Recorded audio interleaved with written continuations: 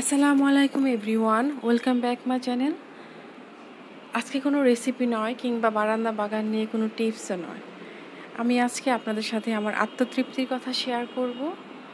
আর এইবারের পুঁই শাকের ফলন আমার এত বেশি হয়েছে যে আজকের ভিডিওটা শেয়ার না করে পারলাম না। এটা একদম আমার লাস্টের ভিডিও, গত 2-3 আগের। এবার এত পরিমাণ বৃষ্টি হয়েছে যার কারণে পুঁই শাকের এত বেহায়া পুঁই শাক বলতে গেলে, যত কাটি তত পরিমাণে হয়। এবছর আমি আমার বারান্দা বাগানের অনেকগুলো পুঁই শাকের ভিডিও আপনাদের সাথে শেয়ার করেছি। আপুরা ভাইয়ারা অনেক রেসপন্স করেছেন।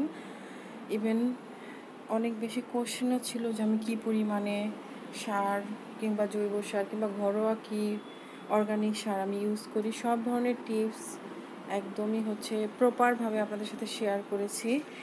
আর যেহেতু এখন লাস্ট পর্যায়ে, তারপরেও একটু চিকন হলেও পুঁই শাকগুলো কিন্তু অনেক বেশি হয়েছে। দেখেন লম্বা লম্বা একদম আমার যে স্ট্যান্ডগুলো আছে টপের, সেটা বেয়ে নিচে চলে গেছে।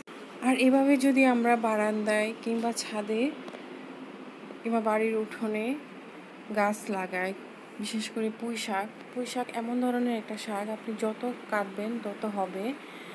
অন্য শাকগুলো তো একবার, বিশেষ করে কলমি শাকটাও যত কাটা হয় ততই হয়। আর অন্য শাকগুলো একবার উঠিয়ে ফেললে আর হয় না। আর এটা সারা বছরই হয়। আপনি যত ভালোভাবে যত্ন করবেন তত মোটা মোটা ডগা হবে এর থেকে। আর আমি এটা সুন্দর করে কুটে বেছে, এগুলো সবাই আমরা জানি কীভাবে কুটতে হয়। ছোট ছোট চিংড়ি মাছ দিয়ে আমি রান্না করি।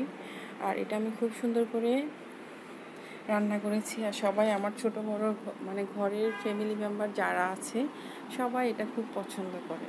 আর যারা আমার ভিডিওটি দেখে এখনও সাবস্ক্রাইব করেননি, তারা প্লিজ আমার চ্যানেলটি সাবস্ক্রাইব করে নেবেন। আর যারা নতুন ফ্রেন্ড হয়েছেন, বন্ধু হয়েছেন, তাদেরকে অসংখ্য ধন্যবাদ আমার চ্যানেলে যুক্ত হওয়ার জন্য। তো সবাই ভালো থাকবেন, সুস্থ থাকবেন।